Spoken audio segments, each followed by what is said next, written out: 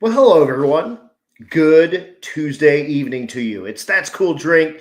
It's episode 67, and I've got Phillip Thomas on tonight, and this one's going to be an absolute blast for me. I met Phillip at Race Week 2020 in the middle of COVID. Everything shut down, and Neil with Bang Shift and Chad came out of the woodwork. We live streamed both of the 2020 events, and Phillip showed up. And Phillip was a former Hot Rod Magazine staffer. We're going to talk to him about that, and he was just kind of in it for the ride and to be around with his people, which is the kind of people that I enjoy hanging out with. It wasn't at that point which event is better, which event is cool, and I don't even care.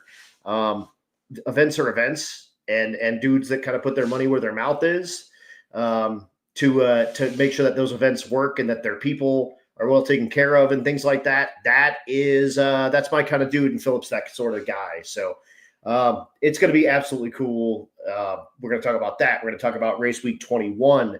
We're going to get into I want to get into a ton of history with Phillip because he's got a lot of background of some crazy stuff. And then I told myself I would not do another photographer on this because digging through their stuff to find photos is ridiculous because they have thousands. But it's also really cool to see their experiences in photos. And I think that's one of the cool things with a photographer. So I want to talk to him about all of that. This is a photo that he took of my buddy Derek Beery of Vice Grip Garage, and that is why I'm wearing my Vice Grip Garage shirt today. So this one is going to be super duper cool. He's also the dude that came up with this. He was kind of in between some jobs and stuff, and I was like, dude, if you get some time, can you work on this for me? And I paid him for it, but he gave me a hell of a deal on it. But it was super awesome, and I appreciate him coming on board for that. So just a real quick synopsis. I just came off the Counts Car and Cycle Show. I emceed the award ceremony for that, and it was absolutely awesome. That's a banger of a show. The Counts Car Club here in Rapid City is absolutely gangster. My next event is the Spring Break Ford Nationals at SGMP, brought to you by Vengeance Clutch. That is going to be off the chain, kind of SGMP sort of picked up that NMCA, NMRA kind of vacuum and gave those people a place to run. Now with Coyote Stock, which is maybe my favorite class that's out there. And then at the end of the month, I will be down at the reunion, live streamed on Freedom Plus. You'll see me out there stealing people's beers and eating their hot dogs, and it's going to be absolutely awesome. Mr. Flint, let's go. Indeed. Are you bringing a car to the Spring Break Nationals, Mr. Josh Flint? Let me know. It's going to be awesome. Dash, thanks so much for tuning in. That is cool. He's got new merch over on his channel as well. I saw hoodies, long sleeve shirts, all sorts of cool stuff. So go check out Dash. He's doing some cool stuff. And no, I cannot stay away from Florida. It's going to be awesome. DJ's going to be there with his camera at Spring Break Nationals. So get with DJ, Juggernaut Performance, all of that cool stuff. And Lycan is on there. Man, thank you guys so much. Appreciate you all stopping in, saying hi. But that said, guys, let's get this kicked off. Phillip Thomas, this is going to be an absolute blast to party with this dude. So without further ado, here's the countdown.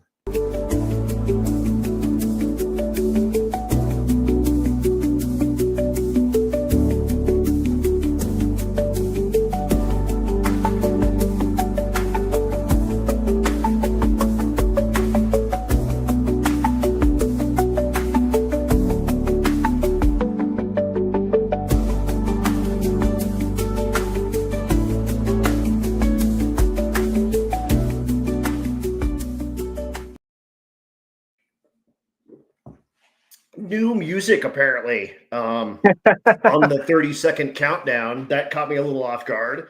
But Phillip, what up? Hey, how are you?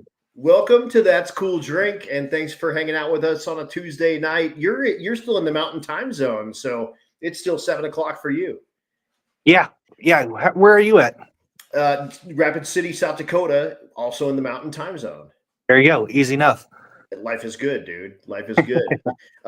For folks that don't know, give us like a 2-minute quick snapshot job interview. Who are you? Where in the hell did you come from? What brought you to where you are right now? So was born and raised out in Texas. My dad was a GM Master Tech, and my mom was a flight agent, and so I kind of grew up like every other kid in the '90s. Except that my dad had a '74 Camaro with a 396. Back then, it was a 10-second street car. Which is Really rowdy, and for sure. yeah, loud '80s paint job and all the good stuff. And some of my earliest car memories are from that whole kind of that machine.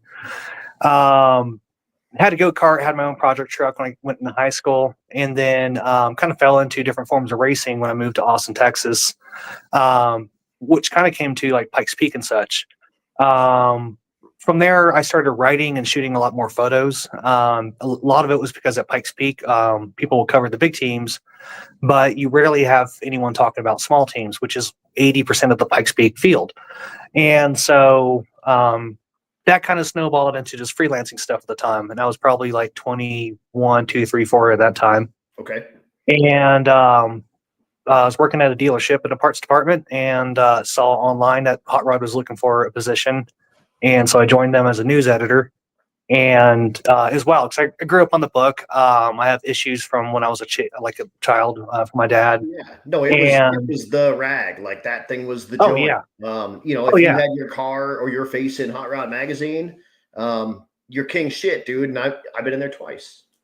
I think it might have even put you in there once or twice too. I think so. It's a whole different era. Like like my mom's grocery shopping or something, and she just dropped me at the magazine aisle, and I'd pick up Hot Rod or whatever car magazines out there and hang out there for 10, 15 minutes. And some family cars have been featured in other books and so on. And so to be able to contribute to that was huge. And the people I've met through that time was huge too. And then, I went freelance in 2019 or so, give or take. And that's where I really got to know you through running the lanes at Race Week 2.0 with Matt. Drag Week was canceled that year, and I was already planning to go cover it anyways and follow along. But yeah, Matt pulled the trigger on kind of recovering an event, and it was a bunch of fun. Very unique. Obviously, like we were traveling through space, it kind of felt like within what is already a unique world, right? Especially at that time period. It was cool. And but had a lot of fun since then, playing, been able to crew at events like Bonneville Speed Week, right? Pikes Peak Hill Climb Race, King of the Hammers. I've inadvertently, while being a photographer, have crewed at different drag and drive events because they're eventually trying to fix something. And like our background here, you're riding the shotgun in the honk if parts fall off Chevelle. Yeah. And that was a bunch of fun with Mark Cicino was in the back. Jackie was with us, Rick's wife, and then, of course, Rick driving along. And that car is rowdy fun, especially when you're maybe towing a trailer down Edgewater with a couple inches of rain and decide to go play, get sideways. The other really cool thing about that car is it's a 4-door. It's if you don't know, go check it out. Honk if farts fall off. Honk if cool. Parts fall off. Wow. I promise this is my first one. And the you can see kind of behind him here the roll cage and everything really, really fits well into the car. Mm-hmm. Unless you're really looking close, you can't tell. It's got dog dish hubcaps, but it's a menace in the 850 classes, which means that it can cover 850 indexes by enough. So and it needs to rate it with a Jackie and those guys are absolutely salt of the earth. They're gangster. I love them.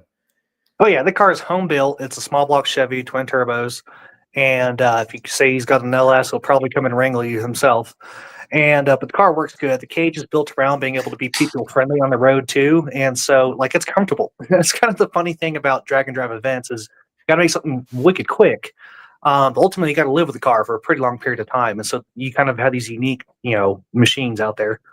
Absolutely. And if you guys didn't know, while Phil was at Hot Rod, he kind of made it. I don't know if you were given or if you took over the drag week sort of. To make a better word, customer service. you were sort Yeah. of the customer service agent for between the Hot Rod magazine, and this is post Freiburger era of Drag Week. So it was Hot Rod magazine run by whatever company owned them at that point.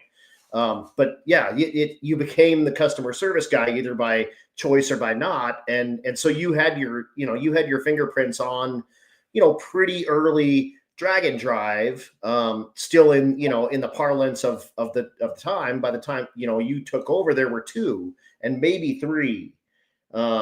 So it was still the granddaddy of a 3-ring circus, and the other one would have been race week, and then maybe Hyde's event was out, I think, in 19. Yeah, so I started Hot Rod in May of 2015. And I'll kind of backtrack a little as to why I got involved in that stuff, because it was both sides of it, both wanted to and kind of had to help take up some of the duties. But back in Texas, we run an event called Lone Star Rallycross, and it grew out of a grassroots rallycross event that did not go well. In my first year racing this event, and this whole kind of like sidetrack of rallycross away from the SSCA was to be able to produce an event that was like very entry level friendly, not pretentious, not crazy about rules. Just come out here with a car that's safe enough, and maybe try and keep it on 4 or 2 or 3 or wheels. And however many it came with, like maybe -1. And so it was just a bunch of fun, and that's how I started getting involved with Pikes Peak. Is the lady who helped organize this event, Brian Korn, ran a car at the mountain, and it all kind of snowballed from there. But the crux of all of this is my first season of racing. I won a class championship, and I was promised a 55-gallon drum of fuel, for instance, from Shell Oil for doing this. But the guy who organized it kind of peeled out, didn't give anybody any of their prizes. I'm not the only one affected. And he kind of burned bridges as he left the deal. And how it all kind of spun quickly was, I think we were like 24 hours from our final event of the year. And he just goes, event's canceled. Sorry. See you guys later. And so all of us got together in 48 hours, got the event reinsured, reorganized, blah, blah, blah. And that's how Lone Star Rallycross started. And it's still operated by my friends Brian and her brother Kevin Korn. How cool is that? Nice. Yeah. Now 10 years later, close to 10 years or 11 years and operating, near monthly events in Central Texas, and spurring not just my career, but many other driving and professional careers out of just this little incubator of speed. But and not to be rude, how old a guy are you now? 34. Yeah, 34. Just turned 34. Okay, so you'd have been 24 when this is going down. So you're a pup. Yeah. It's kind of wild to look back on. It was all kind of normal. Like I grew up around this kind of stuff, and so you just kind of fall into it naturally, one way or the other. And so when I came into Hot Rod, it wasn't like intentional that anything was happening. It was just that like the staff editors were busy with the magazine. It was one of the smaller teams the magazines had over time, and with new challenges too. There's a big focus on digital content and so on. Our events team was literally just Jenny and Michelle, 2 ladies who kick ass, but there were many. Jenny, as you know, helps and is kind of the lead organizer for Sick Week, doing all the logistics stuff and making that event truly operate. And she's amazing at that. But they were just 2 folk. And so they were all kind of tasked with handling Drag Week communications and so on. I was like, well, I'll handle it. Like I've been on the receiving side of bad, as you say, customer service, but communications and such with an event. Freiburger, to his credit, was literally only home 2 weeks out of the year. I saw him once a month, maybe, as he kind of came in and out, but it's not that he, I had to give up on Drag Week. It's just he's completely consumed by roadkill at that point. They're living on the road. Yeah, exactly. He had his whole other life going on at that point. Yeah. And he had, at that time, chosen to let go. It's when we had David Kennedy come in as editor-in-chief and so on and so forth. And so it was a new era for the book. And so I, as a daily news editor, is partly my role to still communicate with y'all and figure out little stuff day to day and work on the announcements. But what it came to was like building the Survivor program, the Survivor shirt program, and integrating not just y'all's ideas, but getting folks from the community to do the art, like with Shelby Diamond Star. Her name is escaping me, Michelle, I think. it's super cool to be able to kind of give back to a community in that sense and take what I learned from Lone Star Rallycross and apply it to something bigger. And I think that was noticed because we were able to fix, little things in rules, or at least you guys had someone advocating for y'all within the corporate structure. Yeah, just little things. And what it reminds me of is I'm kind of on a kick from the movie Office Space today. But you're Milton. You're the middleman. Like, yeah. You speak to the goddamn customer because the engineers don't know how to talk to people.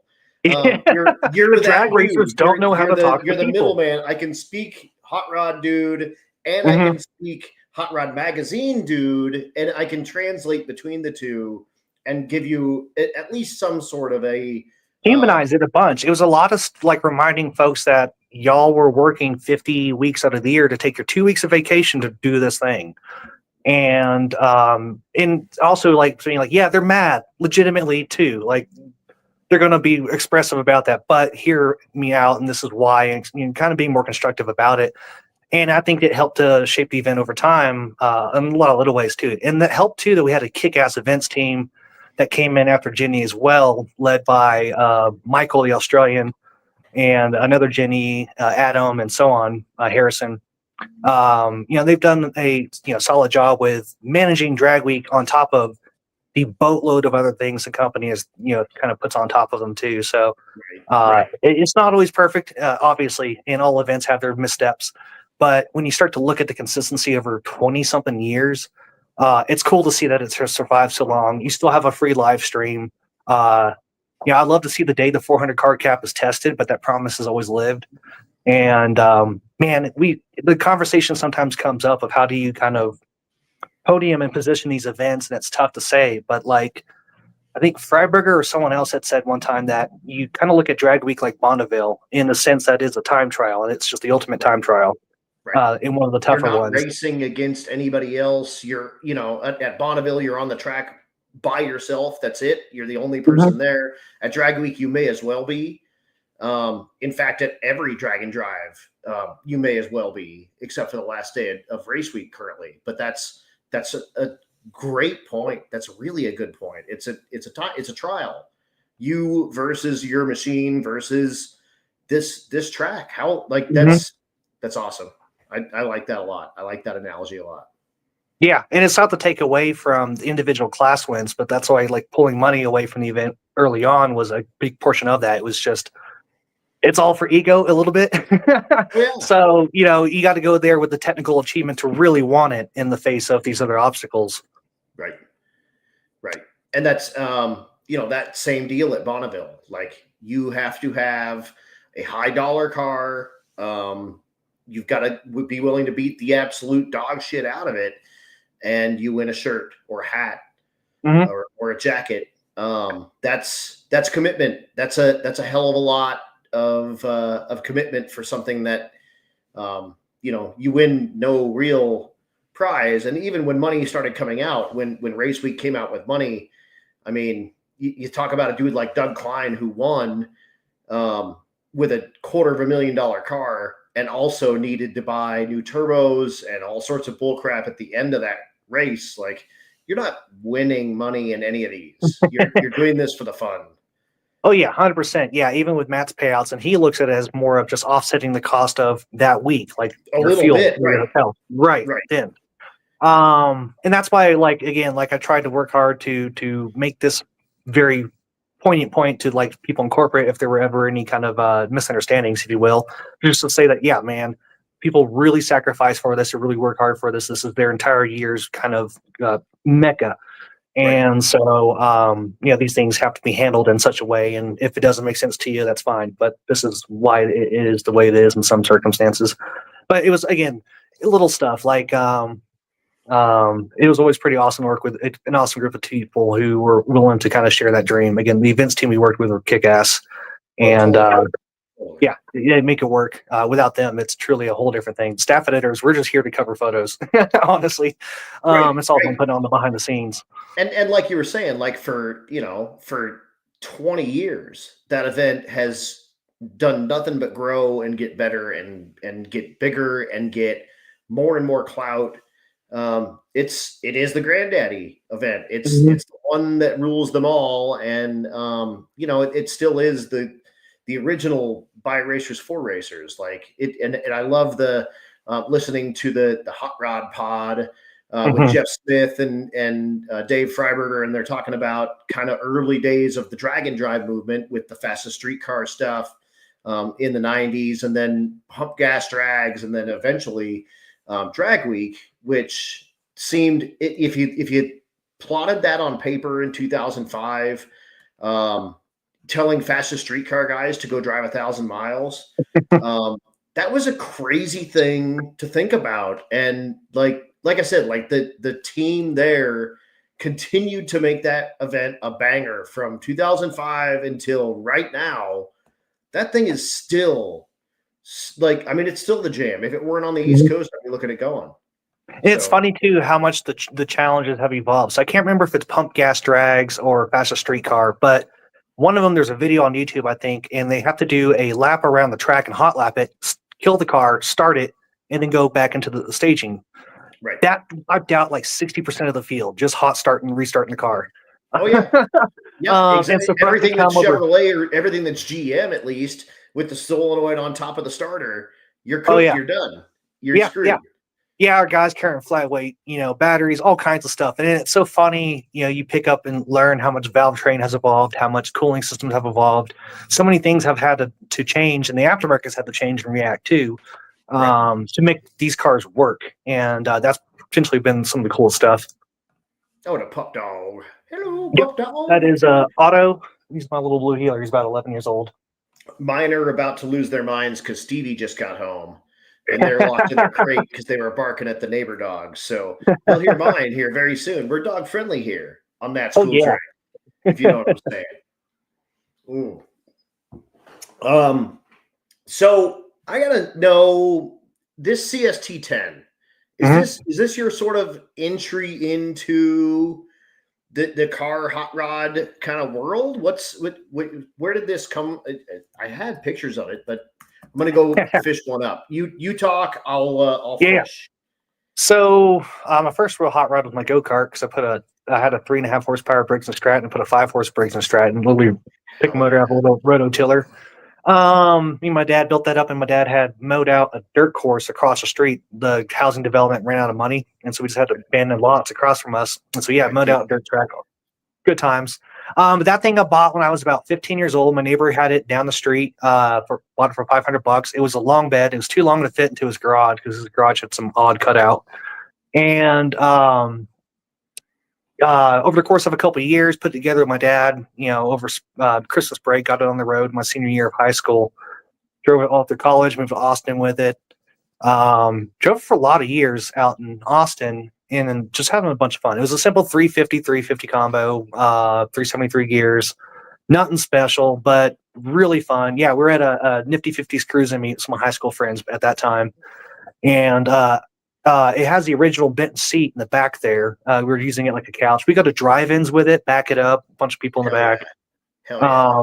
That thing, just tons of fun. Called it Orange Crush. My grandma had come out and looked at it, and she said, "Yeah, it's the same color as the can." So I hand painted that on, and all that kind of good stuff. And so that's been my high school hellion machine. When I was going to move to California for hot rod from Texas, I was like, "Well, I need a truck. This thing's got to go." I almost towed my El Camino out there too, but the trailer I'd gotten was not up to the task, and it's a good thing I Right. didn't in the end. But I parked it for a bunch of years at that point, and so I pulled it back out of the weeds, pulled the motor out, refreshed all the gaskets, and did a bunch of stuff. Put it back in, drove it for about a week, and then packed everything I owned into the bed, put a camper shell in the back. The thing looked like farm truck. I mean, just like farm truck. And it was 5% right when Street Outlaw stuff was really like peaking. Yeah. peaking, right? So you, like, everyone thought you did it because of that, but it was a cheap topper. Camper shell is the only one in Craigslist. And Right. then, my friend had to make a not farm truck sticker because people like it's a ghetto. I mean, it's just a gutless small block. So it's not impressive. But moved in his exact same camper shell too, ironically. But moved cross country with that and broke down in New Mexico, had to rebuild the carburetor in a motel. It flooded at one of the border patrol checkpoints and they had to jumpstart me. Of course. Good times. And so, yeah, had a good old time that truck getting out there. Daily drove it for like 2 or 3 years in California too, and probably my last year at Hot Rods when I bought the Buick, the Roadmaster wagon. Right. And that was daily in 40 on 405 traffic, no matter what. A few minor fender benders because traffic stops a lot faster these days than 1969 brakes. ABS is a wild technology, Right. but man, enjoyed it since. And so it's tired. I've put well over, like I rolled the odometer on it years ago before even putting electronic transmission in it. And so yeah, 100,000 miles on that thing. Bunch of memories with high school, college, and moving to California with the stupid thing. And so it's now like a little rusty. The chassis is very tired. All the suspension bushings are wore out. Motor's tuckered out. Transmission's good. Radiator's good. But it's one of those like when I get time projects, I'll do it right. Really go through that thing. And you do still own it, right? You've still yeah. got that Oh yeah. truck, and that's never going to leave ever. Yeah. Yeah, it's funny because like my dad and I had talked about this when I was building it, and he made the implication that like it's all metal. At some point, you may have to sell it because he had to unfortunately sell his big project cars like Camaro I was talking about, or Elko, and so on. And I've thankfully been able to hold on to this one. One, it's so rusty now; it's like not worth shit. So like, what am I going to gain anyways? But also like 100% just the I'm not a very sentimental, not a very materialistic person. I can live with very little.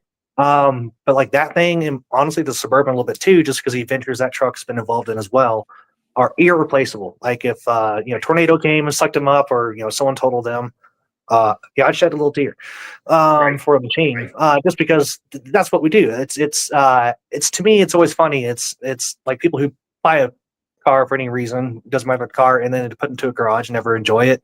Do not understand that. I get preservation if you're a museum or something truly rare, but one of the biggest things I love about drag and drive events is like seeing people pull stuff they've had sitting around. Like say if my dad had kept his Camaro and it stayed in a garage for 10, 20 years, like that'd be a perfect drag and drive car to just come out. Yeah.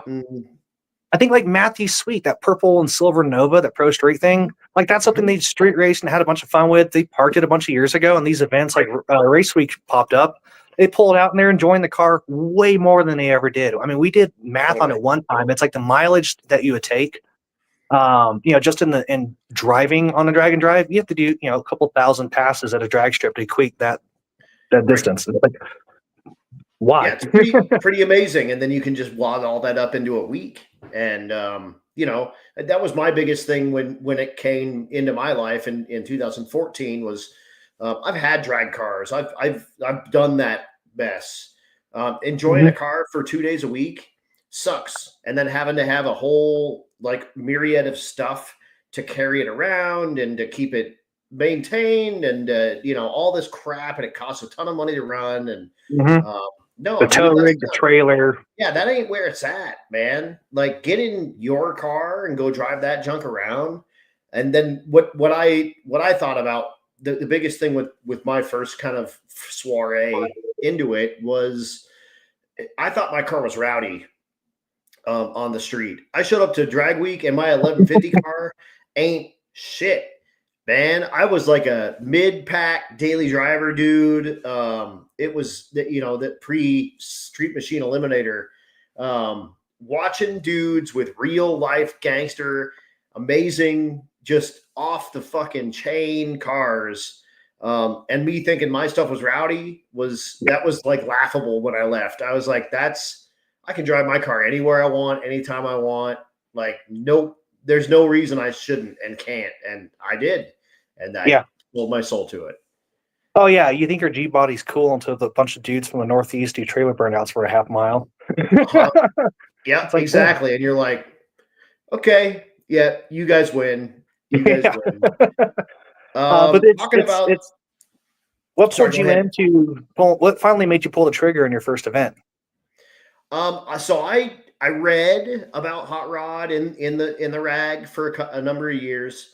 And I kind of paid attention to it from about 2012 or so on. And I was like, I'm going to do it. In fact, Facebook memories come up from 13. And I was like, I got to sign up. And I didn't sign up and I forgot about it. And it didn't sell out really quick. That was kind of before it was like a real fast sellout. It took like a day. It wasn't like minutes. And I didn't think about it. And then by the time it was done, I didn't do it, but I finally did. It was funny, on 14 was the first year it really sold out fast. It was like 10 minutes or something like that. It was ridiculous. And it was the only one that was out at the moment. I was at the racetrack. I made a time trial pass with my car, got into my buddy's trailer, got on my phone, and got an entry happenstance. I was like, oh yeah, shit, I should probably sign up.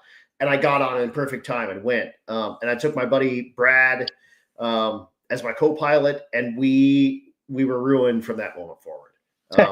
Then I did Rocky Mountain Race Week in 15. I did Drag Week in 16. I did Rocky Mountain Race Week in 16, 17. Did not go 18, but I made the trek 19, 20, 20, 21, 21, 22, 22. Yeah, I mean, and the rest is history. But that was my first soiree into it. I met Matt Frost there. He had his car out there, and we were all alone. We didn't know people. We were kind of doing our thing. That's where I met Bill Armstrong. And yeah, he was on Drag Week in 14, and he's a Colorado kid. If you guys don't know, he's got the stick shift quick Henry car. He doesn't even own a truck and trailer. He drives that stuff everywhere, and it runs like, I think his best pass so far is 866 or 868 at 165 with a 3,800 pound stick shift Ford Fairlane. Yeah, all steel. Yeah, it's gangster. Very, very cool. Yeah, on dog dish hubcaps, no less. Like, that's the proudest part. Exactly. The Burb. This is your driver right here. Bam. And you just stick shift swapped this thing. This is a 6.5 Detroit turbo diesel. 3/4 ton Burb, and we've had lots and lots of discussions about this. 3/4 ton Suburban is the sleeper 3/4 ton truck in any a square body, a GMT 400, a GMT 800, and GMT 900. The sleeper in all of those, that you can buy them cheaper. They do all the same work. And you've done a ton of stuff with the Burb and the diesel. Tell us why you love this thing. So I was moving. I knew I was going to leave California. They had changed labor laws, and so like freelancing for what I was doing was not going to work. And I was like, okay, well, a Buick Roadmaster is not going to tow everything I need to tow. And so I traded it to a friend and got this guy. It was stock, like 230,000 miles, and it got everything I needed out of California and Arizona. And I told myself I was going to leave it stock, and then I start reading them, and it's been a slippery slope since then. So it's now tuned, ARP head studs, probably about to get a 0 mile short block. I think the block I just put in it was not ideal, but have a crate motor I found. Yep, got a Dodge whole set turbo on there, bunch of little things. So it makes about 300 horse and probably 600 pound-feet, give or take, what those injection pumps do, and they're maxed out. I learned a lot about diesel tuning, which is in of itself kind of a rabbit hole. And then, yeah, last year I was I had torque converter issues out in the mountains, and I was looking at the effort of pulling a transmission and how easy it is to put an NV 4500 in a Suburban, because from the B pillars forward, they are just a Chevy pickup truck. They have all the same mounting provisions for all the clutch and pedal stuff. It's all pre-marked, so you just drill it out, cut it out, and bolt it in. And there's even a second set of holes in the frame rails to slide the transmission cross member for the different spacing. And that thing is a riot. Oh yeah. Just I was talking about this today, but like clutch kicking a diesel Suburban to drift it around in snow and dirt and stuff is just a stupid freaking amount of fun. It's 7,000 pounds, but it works. Oh yeah, absolutely. And it's when I was freelancing, we traveled through like California, Arizona, New Mexico, Nevada, did a bunch of events. I'd drive out there as reasonably quick as possible. And then on the way back, I'd have a couple days and just camp in different national parks and things, and just saw a lot of the Southwest of that truck. When I lived in Arizona, it's 120 degrees during the summer, and that thing survived a lot of gnarly stuff while still doing story work. I remember once we were chasing He goes by Tebow Barn on Facebook, but he's this Model T fanatic. He was driving cross country during COVID, and so I intercepted him in Oatman, the Route 66 town in Arizona. And you know, I have a camera strapped to the bumper as his car is overheating and throwing coolant out. And in the middle of summer, because he decided August was a great time to do this. And you know, it's just the truck has just been a part of a lot of cool stuff over the last few years. And so, you know, been a chase truck at King of the Hammers. It's done well for itself for what it is. And I've never been a suburban guy, but you're right. Like, you have the ability to carry a bunch of stuff securely inside, pull down all the seats. Now you have a long bed, short cab pickup truck. They're not as large as they usually would expect because they are just short cab, long bed trucks. And again, like, I wouldn't think the 400 platform's good off road, but you put a proper locker in them, and you just don't be afraid of body damage, and it works pretty good. Yeah, and the 3/4 ton versions of all those are leaf sprung, so they're still heavy duty. Yeah, you get a full float 14 volt. Yeah, they're not the coil sprung versions in the 800s and newer, which are definitely there's a disadvantage in that, you know, towing, off-roading, etc. Where a leaf spring just works. It's tried and true. It's awesome. The thing's fine, whatever. Yeah, it really does not care what you do to it. These were sagging a little, but it's also like, this is one of the few Suburbans that gets flexed out all the time, playing around with it. Yeah, like, even when I lived in Arizona, taking him to the river, there's a little trail out of our little swimming hole, and that thing is on 2 wheels through most of it on locker. And like I said, the truck has just been a great truck. It's, you know, a good dog, a good horse, a good tool. It just does what you ask of it and does it well. Absolutely.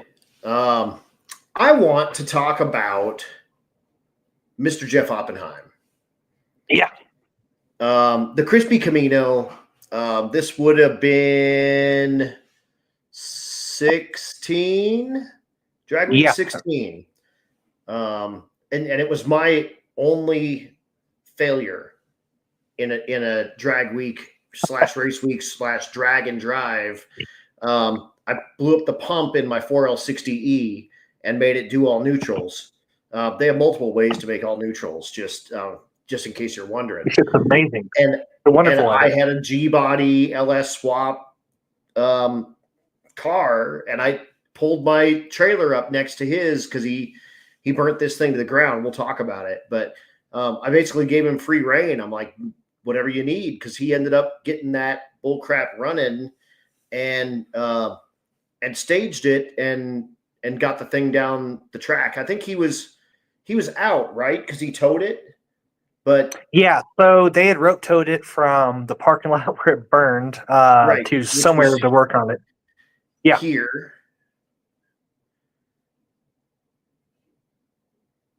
Oh, did I lock you up? No, you're there. No, you're good. Yeah.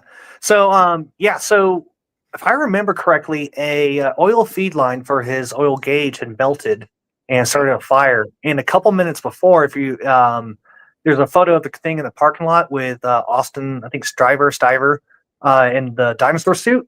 That was like 5 minutes before. And it's this is it after, but yeah. But anyways, and so it caught fire pretty horrifically, and he was able to get it shut down and get it put out. And we meet him at a parking lot, I think at the next track. They were not far from where they needed to be for the next morning. And we'd heard about it and started talking to him. And if you don't know Jeff Oppenheim, at that time he was exceptionally deaf. He had an inner ear disease, take away his hearing. And so as much as we used to joke with him about going what all the time, he's like a very driven dude because he's had to work around so much.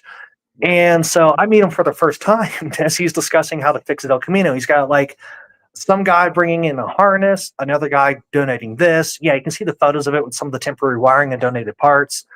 And he's trying to pull it all together. And we're talking at night, and it's just like, he's not at all perturbed. I've met a lot of people who've had some pretty bad fires. He's just like, whatever, I'm going to fix this, and we're going to get it done. Yeah. He was, a little shaken a little bit, like beyond that. He's just like, yeah, well, it happened. Here we go. There's solutions. And I think they had missed the following day. So let's say it's day 3, but he got the car running by day 4 and got it running enough to run off the wastegate, and that should build some boost. And then they came in, or no. This is how it happened. So they missed Thursday. So yeah, I think the fire happened Wednesday. Thursday they missed out. Friday was the last day. Friday was at Indy, which is where the photo is. And they were working on it till this point. And the car was still fighting him for one reason or another.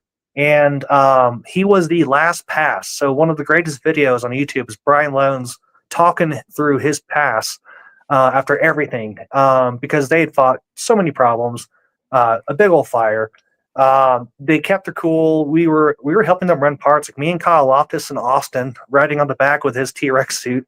We're running around getting stuff for Jeff. And man, everyone came together on it. And so like the reason that came up is like you always kind of ask is like, what would you take home, or what would you own, what would you drive? And when I was looking at like what would I own but not drive, if that was the circumstance, I would want to preserve it. And if there's one car I want to preserve out of all this, it's Jeff's El Camino. Not because the car just represents so much. It represents the tenacity of these racers to be able to fight through big challenges, the community that comes up. And in fact, that like while Jeff was waiting on parts, he's welding together different people's drive shafts for their fuel pump stuff. Right. He's He's a fabricator. That's his Monday through Friday job. So yeah, he's loading out a fuel pump to the Fishers, their Supra. You know, he's helping other people while he is in need of help.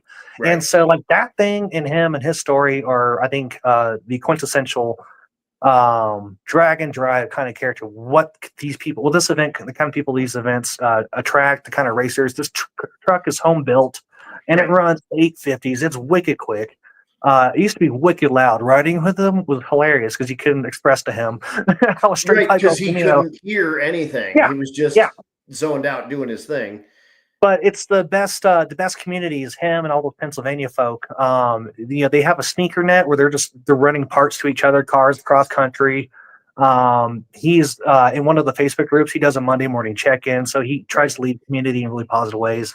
That car and him, I think, are just the quintessential. There's a lot of fast folks. There's a lot of awesome folks, and it's tough to pick one car in that sense. But like, there's few people, or if anyone else I've ever met, that kind of represents it all just so well. Right. And those that don't know, he's kept the fender on the car. A bunch of folks pitched in and got him a hood. When I say a bunch of folks, I mean drag dudes, and got him a hood at PRI. And then a couple of years later, at the beginning of Sick Week, he was getting his cochlear implant done. And he was going to need to take, I can't remember what it was, 90 days off of work or something like that, because it was like constant. He had to go like day after day after day to the audiologist to make sure it was all working, because they like plumb into your brain. That's like a thing. But a bunch of people, drag and drive people gathered up. I can't even remember, like $15,000, or maybe more than that, just to give to him. Like, here's fee free, go get your surgery done, and don't worry about needing to pay your bills. We've got your bills. Yeah, because Jeff is self-employed as first try engineering, and so he doesn't necessarily have whatever kind of time off. He doesn't. I don't even know if he's got health insurance, and he may. Yeah, he is the PTO. Right. But he does not have PTO. So dude, super duper cool. That dude, he's won the Spirit of Drag Week. He won it that year, actually, I think. So he's one of those guys. The Spirit Award is the most coveted award in that world. You can have guitars and jackets till your head blows off, but a guy with a Spirit Award kind of trumps you at the end of the day at the beer table. And that dude earned that stuff, and he lives it. He's an awesome guy. I like me some Jeff O, and I like me the Crispy Camino. I also want to talk to you about a legend in the Colorado racing community, and it's a deal you did when you were freelancing for Motor Trend, I believe. But a dude that is larger than life, Lanier Henry. This dude was, if you didn't grow up in the Denver area, This dude had what was known as one of the first it was the bad outlaws, they called them, blown alcohol door slammers.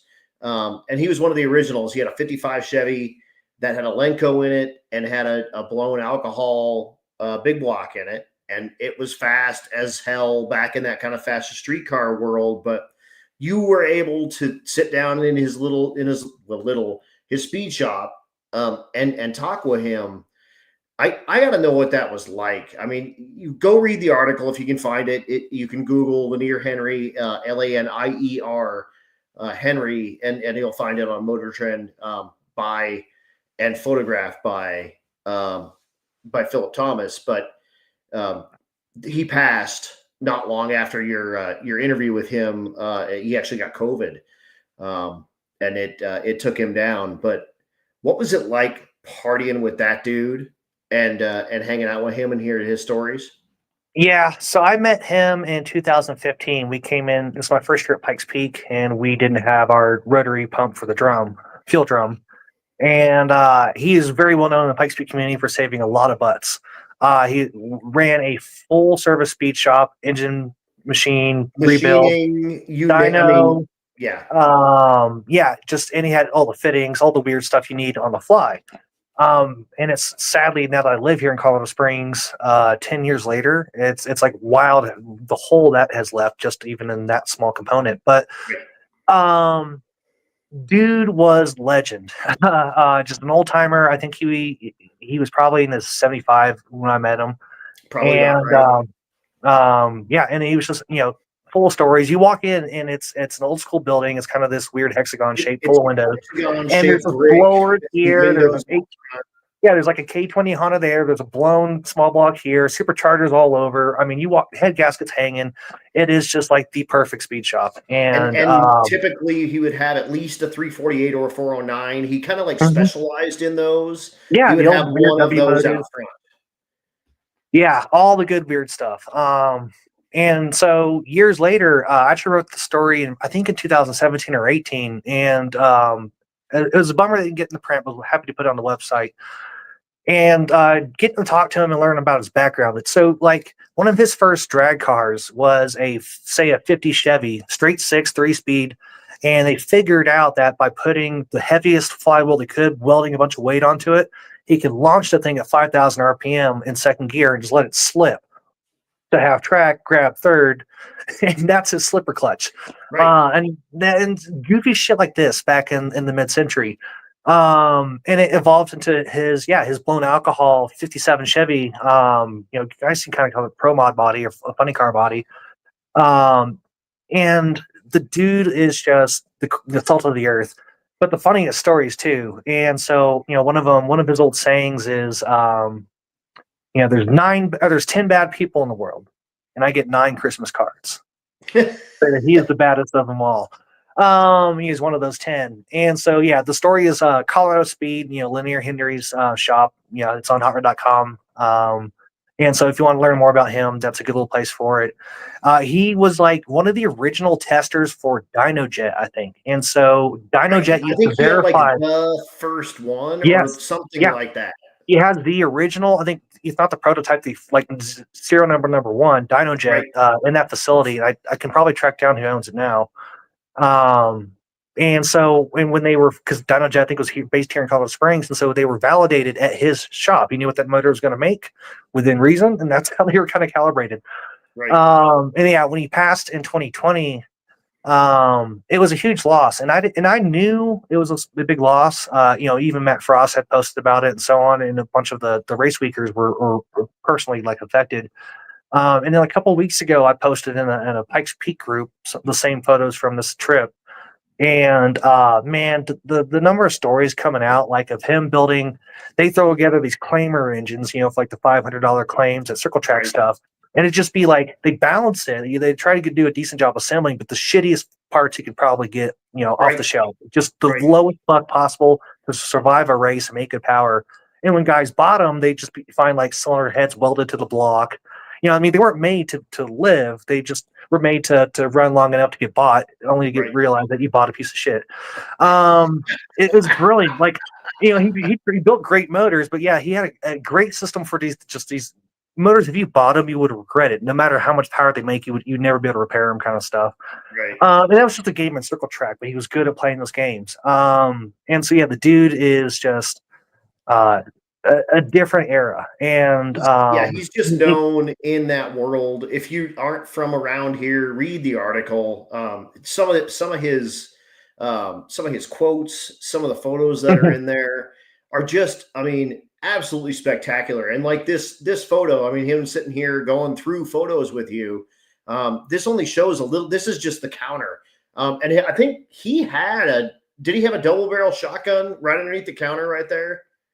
I wasn't going to ask, but I would imagine so. I didn't get behind there to look. It wouldn't surprise me. That was always the story was you won't have the balls to do anything with Lanier's place because he'll blow your balls off with his double barrel shotgun that's behind the counter. He was infamous for throwing someone out of a building, apparently. So, second story window. Dude, gentle giant in that sense. We all know them.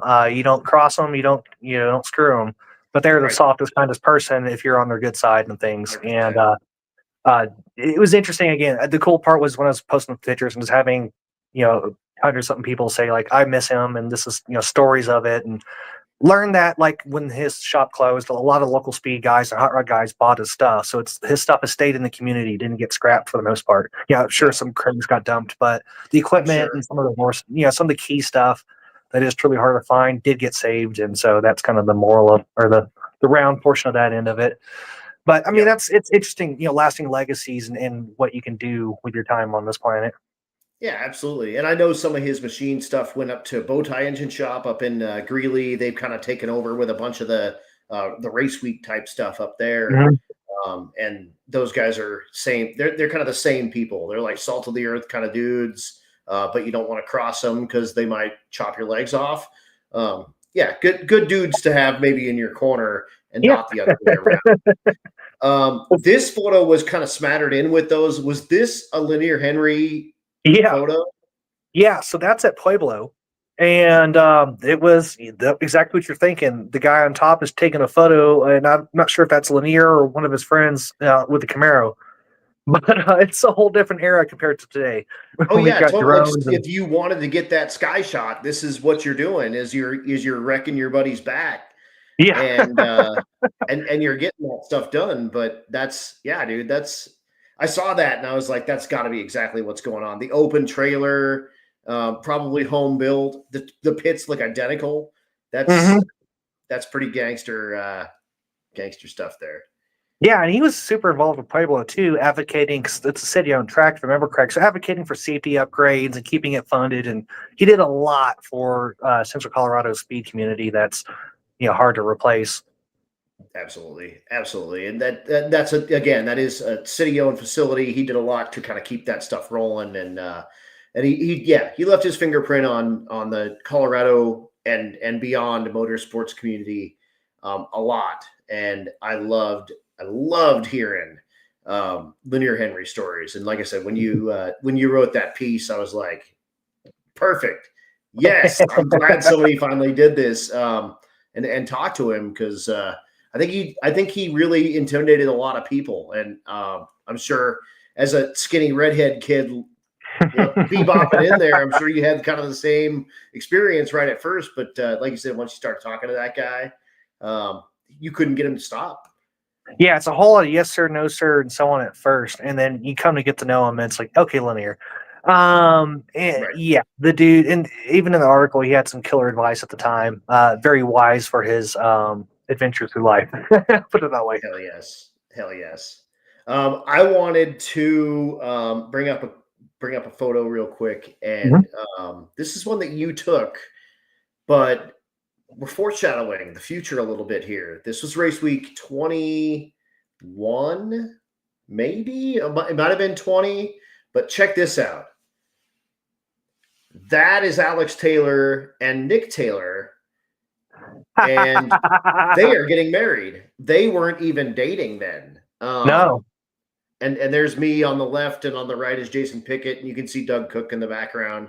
But I was digging through your stuff, and I was like, How funny That's is that? funny. Yeah, I hadn't They, considered yeah, that. the I wonder Taylors. if what class they were in at the time.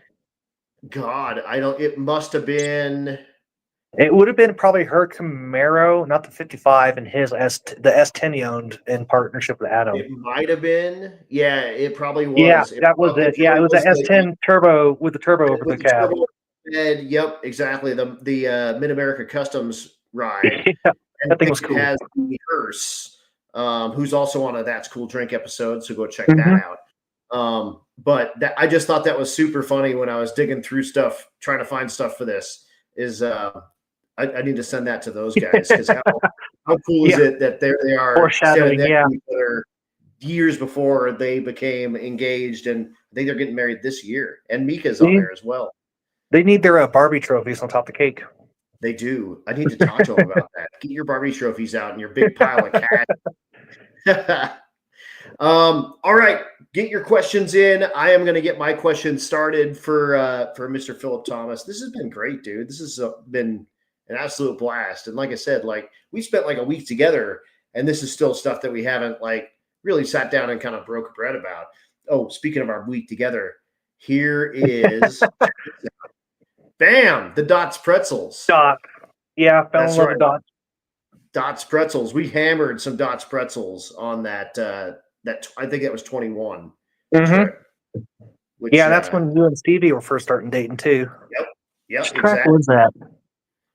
Tulsa Raceway Park. Yeah. Okay. That was Tulsa. Yep. That was Tulsa. You can see Carlos Astor's car down there in the burnout box, and that's Joel Clark's slowest Camaro or Nova with a 750 cage in it. Was that year? He had like a 12-second cage. It had something on the hood scoop that was kind of ironic at the time. Right. Beast or something. But fun year. It was a fun trip in general too, because Cole Reynolds was sleeping on the floor of the hotels. Haggerty was paying for the hotels, and then I was helping Matt, I think, with something or another. I think that was honestly 2.0, the first 2.0.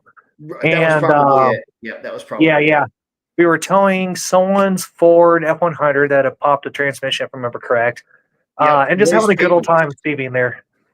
Yep, Royce Payton's truck that we were just towing around with my 3/4 ton burb and just bombing around and taking photos. And I think this was actually taken out of the Suburban. You can see the it is. You can see the edge of the trailer there. Front of the trailer there. And we're just zinging around, and you're hanging out of the back taking photos. Only one of the switches for the rear windows worked. So that's right. So you had to always for you strategically position, or we had to reposition so that you could actually take photos.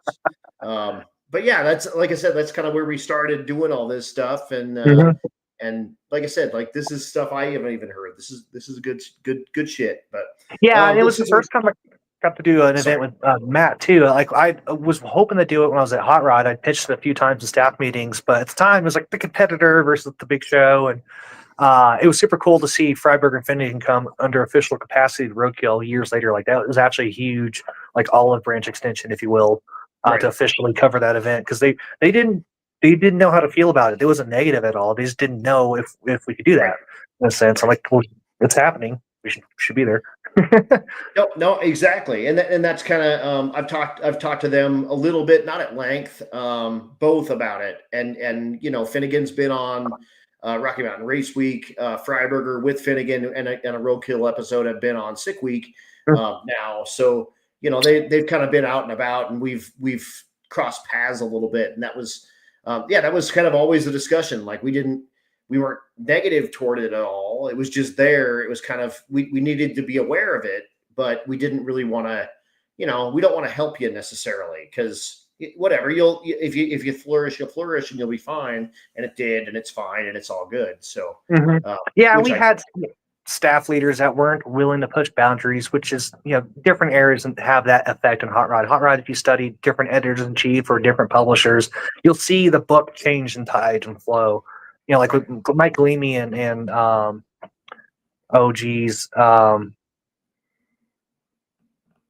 about John McGann. I can't believe I blanked on his name. With those two at the helm now, it's amazing how good that book has turned, and it's back to being just like gearhead love, and especially the quarterly format, like the big format stuff. Right. Let stuff kind of breathe. For sure. For sure. All right, I'm going to get into my questions. Yeah. If you got questions, throw up in here in the comments. We already answered the one, a drag and drive car that you would like to own, but maybe not drive. Let's jump into. I typically wait for this one, but since we already covered the one, which car would you like to drive, maybe not own? Yeah. Frank Romano's 55 is bar none. Yeah, so I was looking at this question. Like, there's again plenty of fast things that are fast, and I love to go fast, but I want to be involved. Stick shift, big block Chevy, nitrous, small tire. Like, this thing works. It looks good. It's meticulous in the same way that Frank is. But like, I don't think that car has ever really had a catastrophic failure at these events, despite the fact that it's pulling like second gear power wheelies, Right. coming off the thing. It's violent. It's fun. The car works. It just has a awesome attitude. Like, that seems to be one of the most fun cars. It's like either that or Jared Scott's green Ranchero Gasser with a 4 or 5 speed. Same thing. Yep. It's just, it looks super rowdy and a lot of fun. They don't have to be the fastest, Right. but if you're giggling the whole time, that's honestly worth it to me. And if you've never heard this car launch, Oh boy, dude, it's full pants tight mode. It doesn't matter, boy, girl, green, red, up, down, left, right. If you don't leave that sexually aroused, you need to check your pulse. I don't care what swings your way, but a 55 Chevrolet at a jillion RPM with a big block and a stick in it. I dig on that, dude. That's a good one. I think that's been an answer a couple of times. And I feel like it has to. Frank's a fucking gangster. Dude. He's a tattoo artist in Long Island, New York. If you guys don't know, that dude's no joke. Yeah, Da Vinci tattoo, I think. But yeah, the dude's super serious, drives that car everywhere, and an OG from the Drag Week era, and he's continued to do Race Week and some of the other events down the road too with the guys. Yep, that dude's awesome. And again, out of that kind of Northeast kind of world, and you got hooked up with them cats up there, so they made you like an official. There's something different about the water up there or something. Some of the most diehard racers in the drag and drive stuff seem to come out of the Northeast.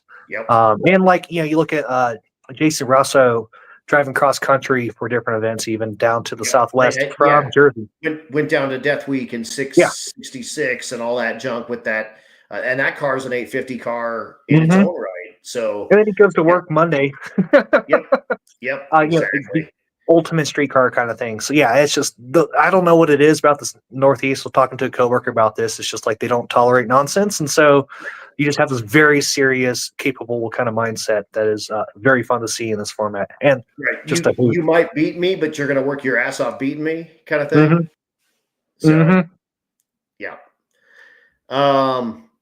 What as a journalist in any form, I guess, what's the largest thrash that you've seen? Thrash? Yeah.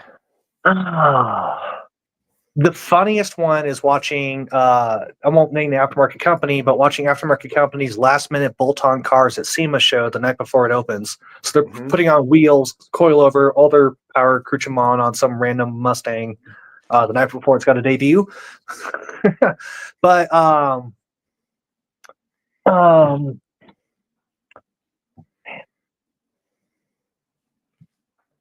that's tough because there's been a lot of great ones, and it kind of depends on what your idea of a thrash is. Like we have, Bonneville, where guys are nuking engines and trying to keep a different combination together.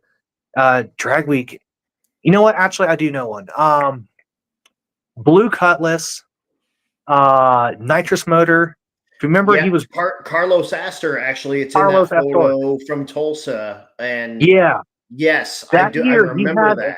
He had like multiple engine failures, spread apart in the parking lot, just completely blown apart. He's in the burnout box down here. That's in the corner there. That crashed his wagon at Great Bend, Kansas, on a race week that 1320 got that whole deal. Wow. And it jumped the wall. It caught on fire. Mhm. That's the same dude, different car. I believe it has all the nitrous stuff off of his old small block or something like that. But anyway, yes, he thrashed the shit out of that car. Tell us about it. Yeah, I mean, again, just multiple times throughout the week, and then we caught him Thursday, and he's pulling, lifters out of the thing, helping other people, pull their lifters out too when they're just having valve train failures, but finished all 5 days. That one comes together. Then you have like goofy situations where like, Jeff Lutz lost a whole spindle on the highway in outside of US 131, and they're running a Harbor Freight generator to weld it back together on the side of the highway. That became Dom D'Amato shot the photo. It was pretty awesome, and that became like our original Survivor shirt of the set that I had it done. But there's so many, and it's kind of crazy how much you get normalized to a thrash. That's why it's so hard to answer, because I've had to thrash on stuff myself. I've seen so much thrashing. I am so normalized to it in some way, where like other people like, oh, I got to pull a cylinder head. Oh no, and that's to them a very big deal. Where at this point, like pulling pistons out of the block that's still in the chassis is just kind of how it happens sometimes. That's just what we're doing, right? Who thrashes more, I guess, then in all the the rally, racers, the hill climb? off-road guys for sure. King of the Hammers is pretty thrashy. Like I've helped a crew chief for basically a stock Samurai. It's all the suspension stuff and drivetrain stuff is all your typical crawler, long travel, geared down, so on. But it's a stock Samurai. And the ways that my friend has been able to break this thing is impressive. And we got to fix it in 15 minutes in the pit stop in order to just finish the race. And it's got, if it's a stock Samurai, it's got like 70 horsepower. Yeah, at best. We did an EFI swap on this, and we got like Holley's smallest two barrel because it fixed factory 2-barrel intake. And we actually had to get smaller injectors because the stock injectors were too big for the 1300 cc. Make it run on the tiny motor. Yeah, and this is the Holley 2-barrel. So we had to call Holley and just be like, yeah, I think your injectors are too large. And we ended up going to like a pair of 40 pounds instead of a pair of 100 pounds or whatever it was. So like shit like that. But the ways they break stuff is just impressive. You can watch an axle company come in with the center, Casey Curry of Curry Axles come in with the center section just glowing red. Because something happened, the thing went dry, and they're pouring oil in, hoping it's going to make it better. You got to try everything at Hammers. But yeah, it's either that or like the people who break engines most spectacularly are probably land speed racers. Speed Demon has been able to break things that are basically unbreakable. That's because we're trying to make an insane amount of horsepower, more than most conventional piston engines, for an insane amount of time, multiple miles. Like you think of a top fueler.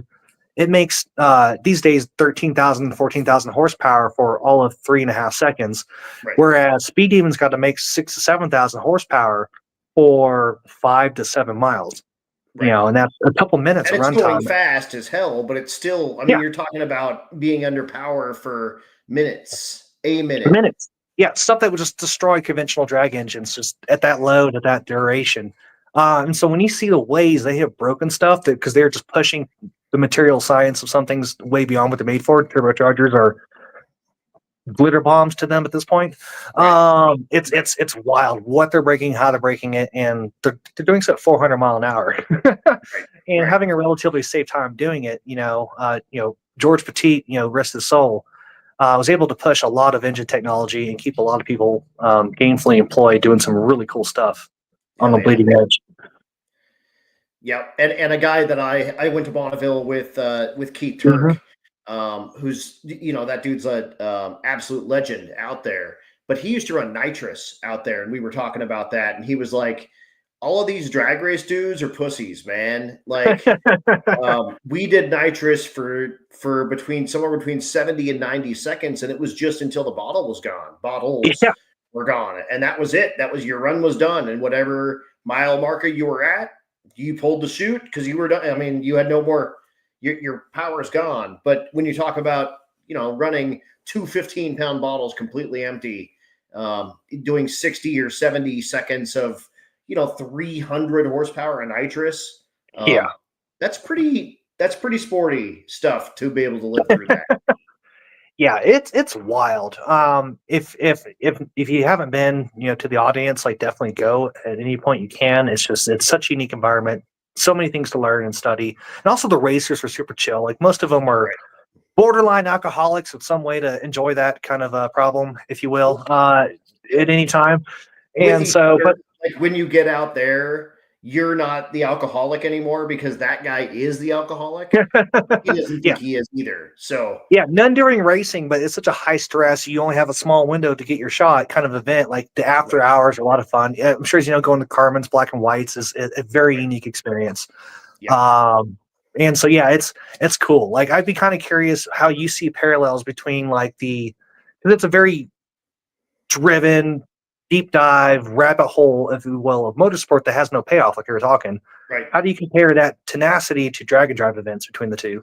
Oh, I think they're really, really similar. I think especially drag week slash sick week that has a lot of rules. There's a lot of similarities between them. Mhm. Bonneville has more rules than anything I've ever seen in my entire life. It is strict. It's crazy. If you don't fit the rule, you are in whatever class that you can fit the rule in, and you're going to get blown out of the water. But the feeling at the place feels like the camaraderie. It's a different thing. You're not out in the middle of nowhere on a road somewhere. You're out in the middle of nowhere on a lake bed. Mhm. And you've got to make do with what you've got or what someone else has got with you. So a lot of that same stuff parallels for sure. If you don't have what you need, someone has what you need on the salt. You just need to go make friends with that person, and everyone is open to making those friends. It Mhm. doesn't matter who you are. You can just walk up and, hey, dude, it's like we made a blower belt for the hot rod special for Keith Turk's car with Alex Taylor driving it. And they killed a blower belt. We found a wide blower belt for like a roots blown car, Mhm. and we shaved down 30 millimeters of it to fit a pro charger. It turns out the belts, all the the tooth, Dog stuff. everything is all the same. It's just the root stuff runs a little bit wider belt than the pro charger stuff. Other than that, an 8 millimeters and 8 millimeters and 8 millimeter. So as long as you have the right length, and you can make the width, whatever, and we made it work. But there's a lot of similarities. Other than Bonneville is old; they're old people. Everyone there is old as shit. Yeah. There's not a lot of, not a ton of younger people there. Someone told me it's the SCTA, which is the Southern California Timing Association, actually stands for the Senior Citizens Timing Association. Um, Yep. so Drag and Drive is younger, no doubt. Bonneville is much older, but a lot of the same stuff is the same. Like those people live and die that sport. They wrench all year long to come out and get a chance during that week. And God forbid it rains or Mhm. some other problem happens, that will ruin their week, but they will go out anyway, which is like Drag and Drive to me. It's a mecca. It's a place for people. It's a thing. It's a vibe.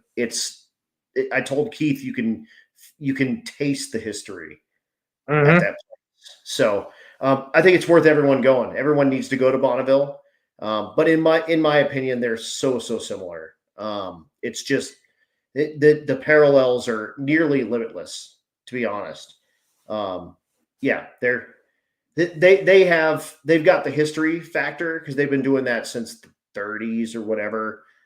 But and I mean, rightfully at back in the day, that was it. Like, how fast was your stuff?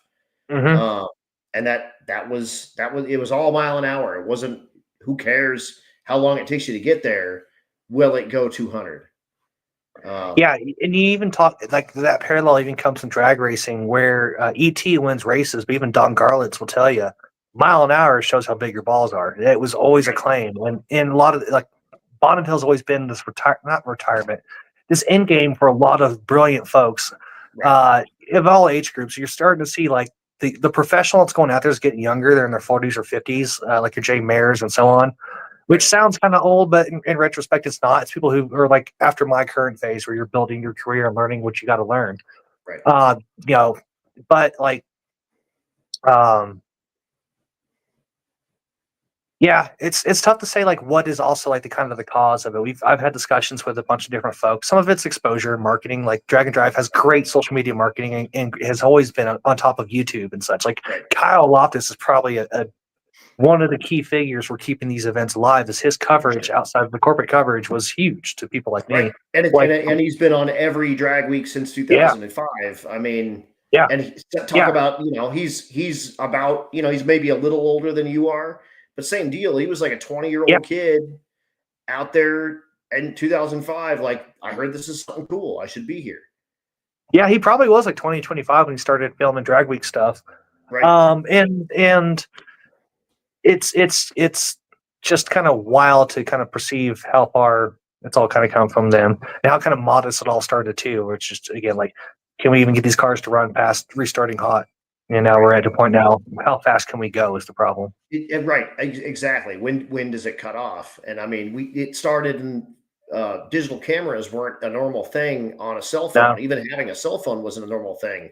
So they got disposable cameras to take pictures of checkpoint photos. Like you had to make a stop sometime in your week to get your photos developed to show your checkpoint photos to finish the week. Like that's when you think about that.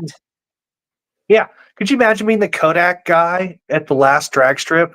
On a Friday, everyone's piling, hey, we need this 1 hour. We need this or else we're going to get kicked out of this freaking race. And this guy's like, what are you even talking about, dude? But that's where like Kyle was really ahead of the curve and doing so much coverage for everybody is that he was having digital video at that time. He was selling DVDs. Yeah. Like that was his, like it was sort of the same deal. I think he had some social media presence at the time, but his main gig was selling DVDs of it.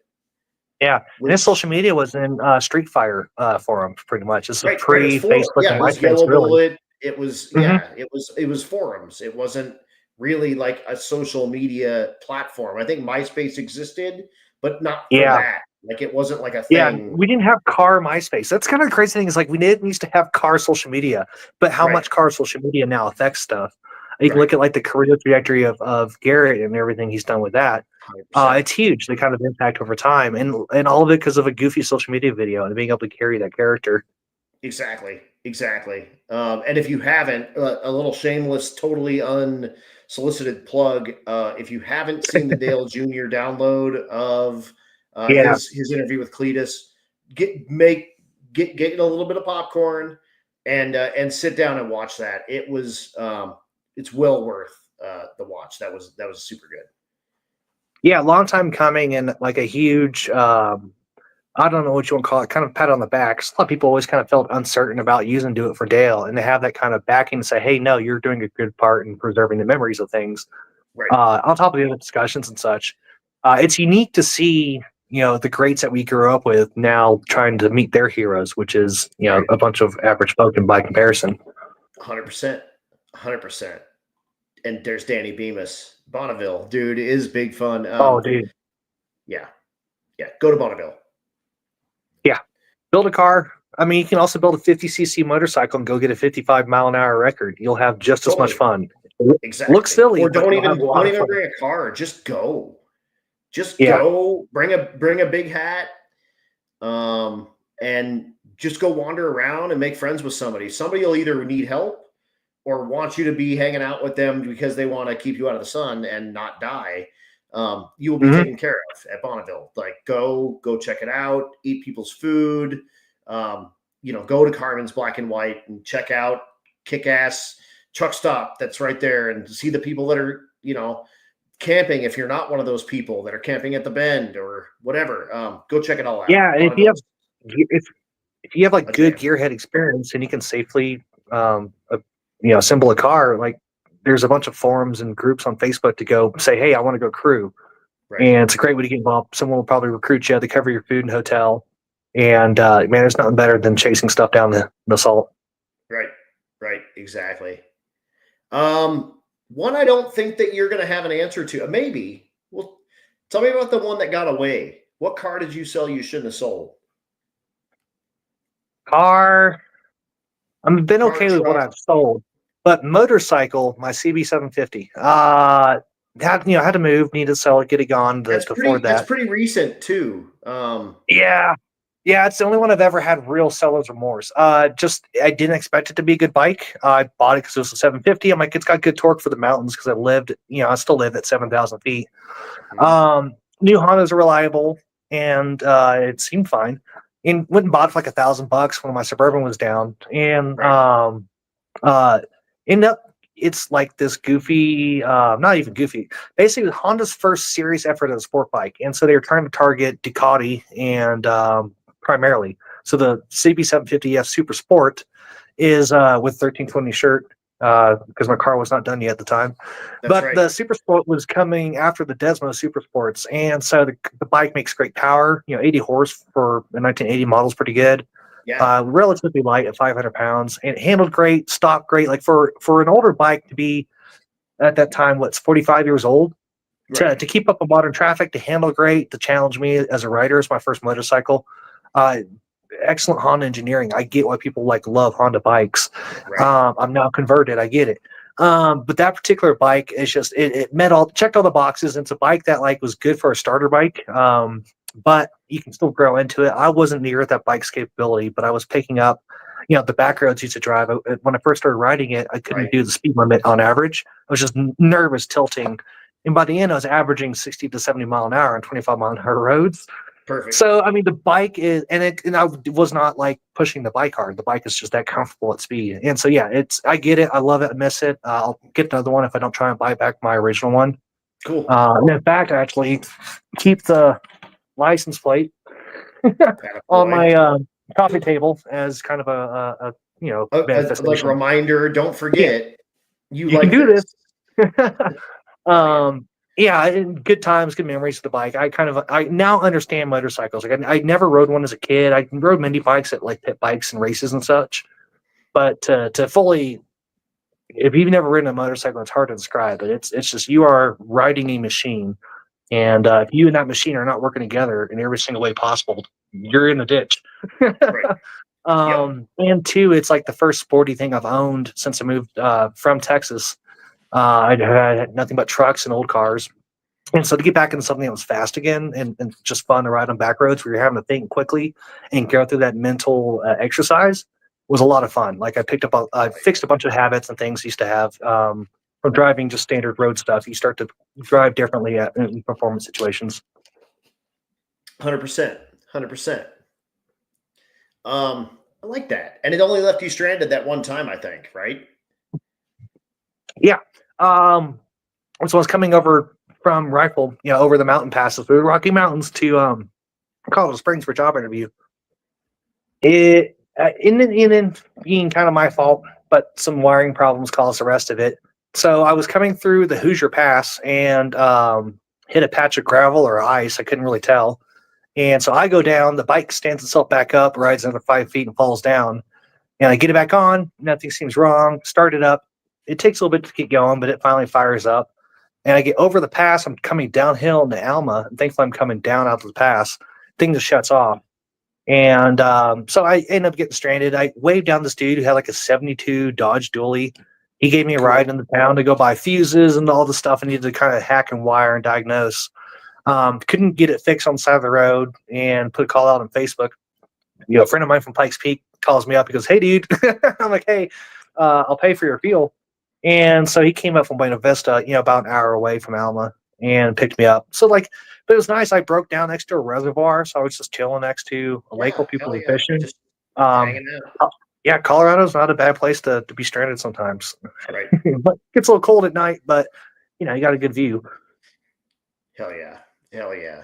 I'm down to my last couple of questions here. Throw up your comments if you want to get a question answered here from Mr. Phillip Thomas. That's Cool Drink episode 67 coming to the end here. But favorite track, any medium, Man. Or I guess you could call it a Shady. venue. So for drag racing, Shady Side, a little Okay. 8 mile track in Carolina. It is just old school as hell. OSHA and the insurance companies don't know it exists yet, so you can literally stand on a wall, like right over people, kind of like Bandimere used to be for the media on the left lane. Yep. But any average person can literally just kind of be in places you can't normally be. The track is also unique as far as its bumps and its layout, so it's challenging the drivers. There is also a difference between left and right lane and so on and so forth. So you actually have to drive that freaking track. But one of my favorite drag and drives was the Carolina Drag Cruise because it did all these southeast 1/8 mile tracks. Yep. And so you saw a different side of these events, which are typically, because of the scale and the speed, at bigger tracks. They're typically nicer and more modern. And so they do nothing but, like, in this event, ran on the back of Teston tunes in order to keep the cost down. It's just a little, I think he ran it for 2 or 3 years. And so you're there with, like, the community doing their jam while we're running our event. And you're just watching people being, just a slice of life. And it was super fun. But yeah, Shady Side, super rad. Road racing, I don't know. I haven't done enough of them. I need to drive more to have that opinion. And then, like, off-road stuff, Hammers is probably still, the ultimate off-road race. Like, I think even compared to Baja, looking at, like, attrition rate and true test of driver and machine, like, man, there's nothing as rough on a vehicle as King of the Hammers so far. And it's it's a technically challenging track. It's fun to ride along. I'd one day love to build something that could be capable of doing it, but that in and of itself is it's a very unique challenge even within off-road racing. It is, and it's a race. So, like, not only is it technical and hard and whatnot, but you've got to finish it in to beat the next guy. So it's a lot of skinny pedal and just make it happen, like, or else. Yeah, like the formula nowadays is close to 2 feet of travel, front and rear, 600 to 800 horsepower minimum. Usually furl 80s or some combination of a 4-speed. And geared down to crazy, and the suspension is all over the place. This is one of the few Wild West events where a limited class is truly unlimited, kind of like Bonneville, Pikes Peak, and some of the drag drives. Unlimited is whatever you want to bring. Right. And if so, you've got the balls to bring it, then bring it. Yeah. If you can invent it, you think it's going to work. And sometimes it's kind of crazy. Like this year at a UTV won overall. It beat all these big bad chassis and all these big bad off-road builders. Everybody was like, well, what do we do now? The golf carts beat us. But it's again, just rock racing has evolved so much. Like I remember watching on TV on Extreme 4x4, like Jesse Combs and Ian. And to see it go from these guys just doing like quick little hops up obstacles to these rock crawlers now covering 120 mile an hour across the desert and then still being able to hump 4-foot rocks and just not even think twice about it. It's wild. And riding with these guys and gals, it blows your mind what's capable. Like you look at 120, they're taking 2-foot bumps. Yeah. No problem. And then they have to slow down to take 4-foot bumps. But like it's so amazing. It's so amazing. Oh yeah. Yeah. And it's a good party if you can find the right crowd to go hang with for your camp. But King of the Hammers is one of the unique ones. That's kind of it. Like, for like, it's tough to say favorites and single. There's a lot of like, what are you in the mood for?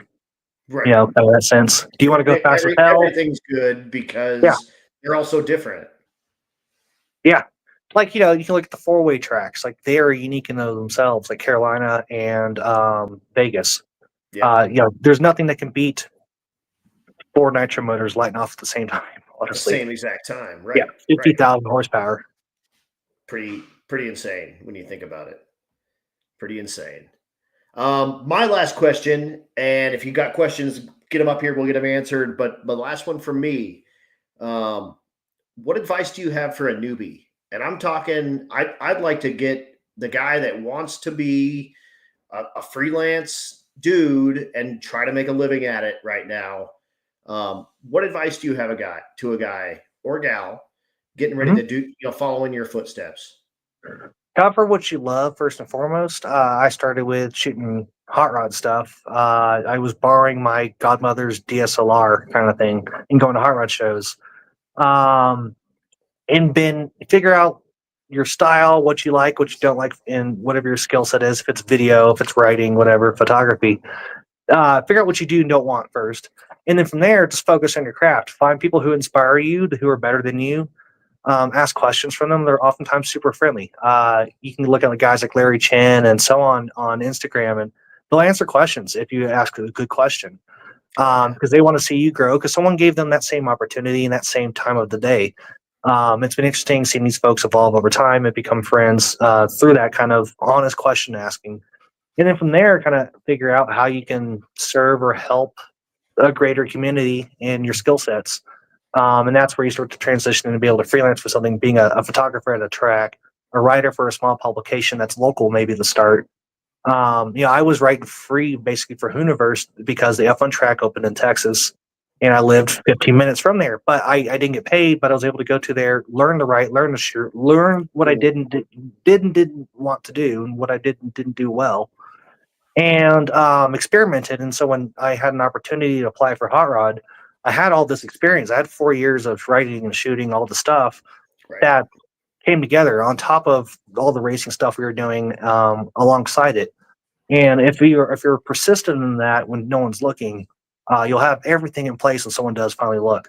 It's like, talking about like earlier, the grind involved with your live stream and so on. It's like, it doesn't really matter individual things or individual numbers.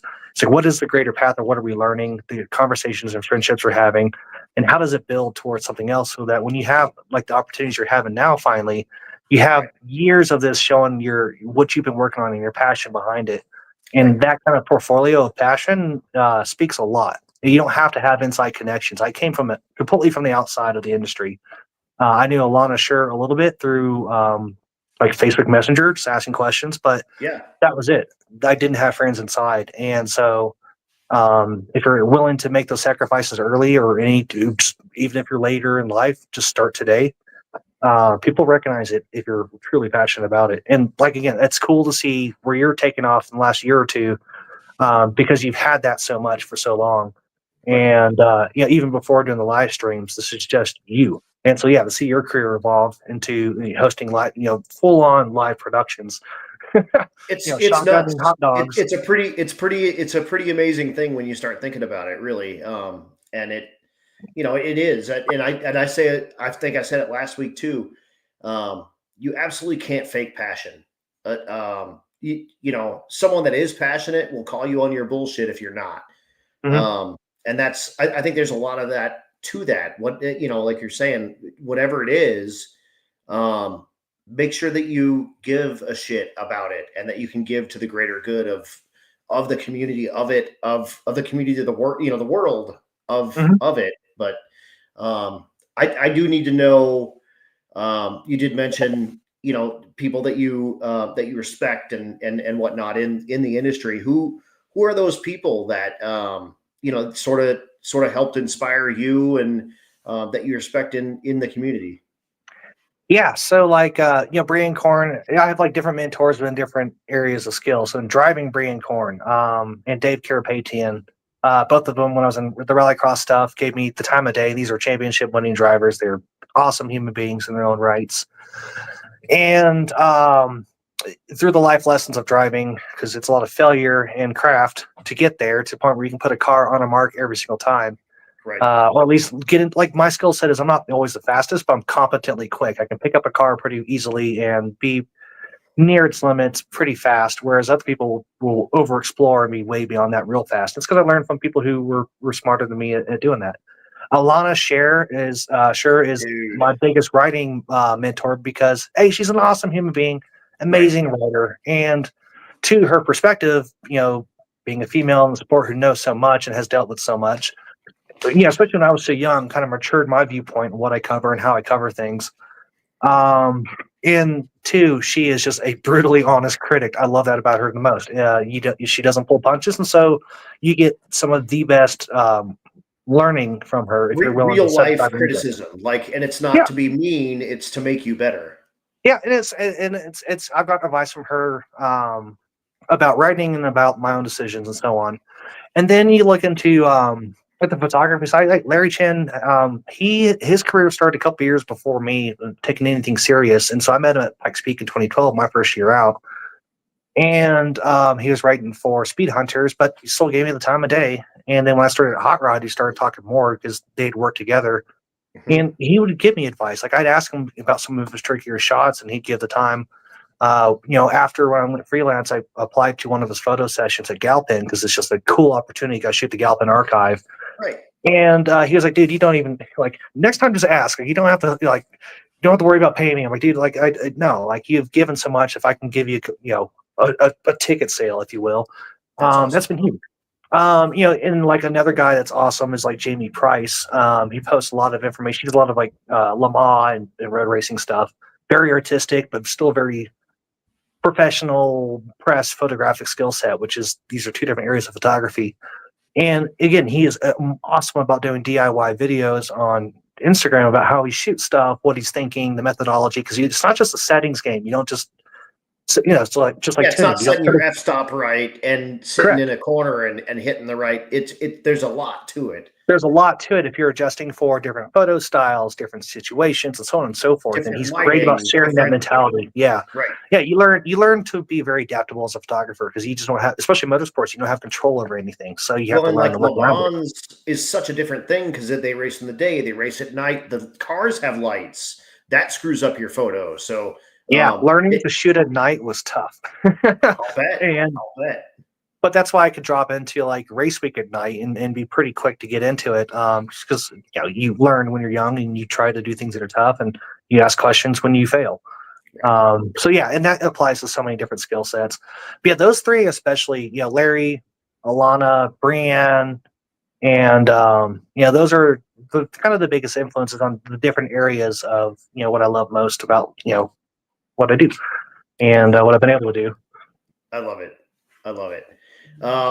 Man, I'm gonna get. I think we're gonna wrap it up here. I'm through with my questions. This has been an absolute eye-opening hour and a half, and like I said, like we pretty much lived together for a week, and a lot of this stuff is stuff that we just didn't get around to yakking about. But man, I appreciate you coming on. I appreciate you answering questions. I appreciate you being available for this. And like I said, when I offered it, and you were like, "Yeah, man, let's go." That to me is it's always the best. It's not I have to think about it. Let me whatever. Like, no, dude, I'm in. Let's make it happen. And that was super cool. And I had a good night tonight with you.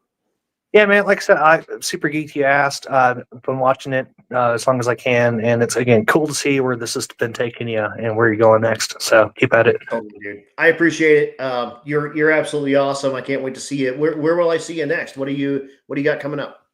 Gonna be playing around at Pikes Peak, probably Hammers at the end of the year. I'd love to try and do Rocky Mountain, but I don't know if I can do the travel at the same time as Pikes Peak. I got to look at schedule stuff. And it's a bummer. I get it. That's not in the Rocky Mountains anymore now that I live here. It's like, damn it. Of course. But we need to get another track in Denver or something going. Totally. I'll just pop my head up where I can, and then I think next year I'll be a lot more active. I just moved to Colorado Springs, enjoying working at a new hot rod shop. And it was cool when they were signing on. Like, yeah, Pikes Peak, you just have that week off, you're paid, you cover. We know you love it, and then you have your additional weeks. I'm like, all right, cool. Yeah. So it's with a bunch of guys that kind of get it to like what we all kind of love and do. So I'm very thankful and grateful to have that opportunity. But I'll keep poking around and having more fun. Hell yes. And a quick reminder from Brian Slow, who loves me, and then it included the little R on there. I am still accepting some names for the petition to cancel the Drag and Drive trademark. I've actually got the trademarks right here. This is where I work on this stuff as well. I also wanted to give you a big thanks. You've been a big help in this. If it's check this out or talk to this person or just doing whatever you've been doing to kind of help it out and just you're a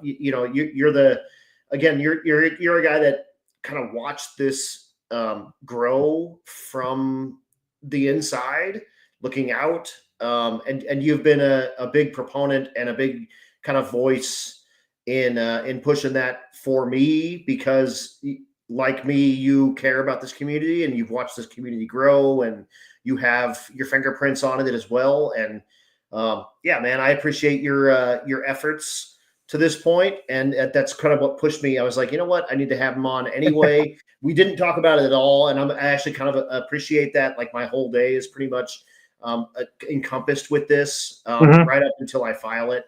But I am still taking names. If you would like to get on that, airborneannouncer@gmail.com, AIRBORNE announcer@gmail.com. I need your name, I need your address, and you have to be a U.S. citizen. But I can make you a petitioner on the cancellation of the Drag and Drive trademark owned by Tim Heidenreich. And we're going to take that junk back, and we are going to get his sneaky little fingers out of our community. And like I said, I appreciate your willingness and your candidness to help with this. and yeah, man, it's been cool. It's been a big push. Shoot, Kyle Loftus shared it today. I got 100 new names today.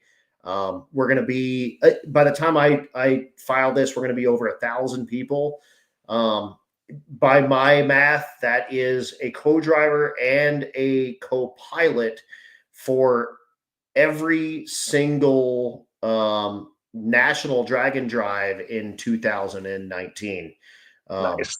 So that's including his event, Drag Week and Race Week, drivers and co-pilots. Pretty good. Pretty damn That's good. pretty huge. Yeah. And like I mentioned earlier, I've been burned by bad organizers. It's part of the reason why I take this stuff kind of seriously is I hate to see it. And it's not in it for the right reason. But I'll be 100% clear. He did not invent that term. We were discussing this a lot earlier before Midwest Drags was even organized and even well before its first event. But I'm excited to see the community's response, and I'm excited to see a formal way to address it. At the end of the day, you can complain about a lot of things. The fact that you were able to take action and find the correct path to actually solve the problem, not just good old internet bullying in some sense. We can bitch and moan and whine and call names all we want, but you can tar and feather, but unless you make a systemic change, you're never changing the system. And so to see this and the community's response across multiple people has been awesome. Yep. Yeah, it's been sweet. And like I said, like the second I was like, I'm doing this, you were like, I'm on, how can I help? I'm on board. I'll burn down his house. And I was like, no, don't, let's not burn down his house just yet. Update his daughter. Let's go. That's right. I mean, whatever it takes, man, let's go. So no, it's like I said, it's been cool having you as a proponent. And like I said, what better kind of dude to have in my corner than a guy that also watched this grow from the one event to 2 events to 3 events, and now last year there were 44 of them. Pretty spectacular deal, and I enjoy sharing this space with a dude as passionate with it as you are. So you're the man. I'm excited to have you on. This has been a hell of a good night. Yeah, man, you too. And excited to see where you go with this, and we'll keep on trucking. See you soon. Hell yeah, dude. I'm going to throw you in the background. I'm going to say goodbye to these like 4 people still watching, which is basically like my fiance and like your best friend and Brian Slow, who does what he wants. But dude, thank you so much. I'll throw you in the background, and I'll say goodnight to you as soon as we're done. Right on, man. Take care. Awesome. Thank Appreciate you. Man, how freaking sweet was that? Phil Thomas, like I said, former Hot Rod magazine staffer. And he was, like I said, the customer service guy for Drag Week. And we kind of were, I was starting Rocky Mountain Race Weekers the same time he was kind of working on that world. And it was a good time. But Phil is a gangster. That's a dude that is definitely on my team when motorsports stuff starts exploding. But multifaceted, very, very cool dude, and very happy to have him on. Airborneannouncer@gmail.com gets your name on the petition to cancel the Drag and Drive trademark. Again, I do need your name. I need your address. You must be a U.S. citizen, because this is like going to go no shit in front of a federal judge. And it has to be a U.S. deal. So again, thank you all so much. Thank you so much to Phil for tuning in. That's Cool Drink episode 67. Ladies and gentlemen, we are done for the evening.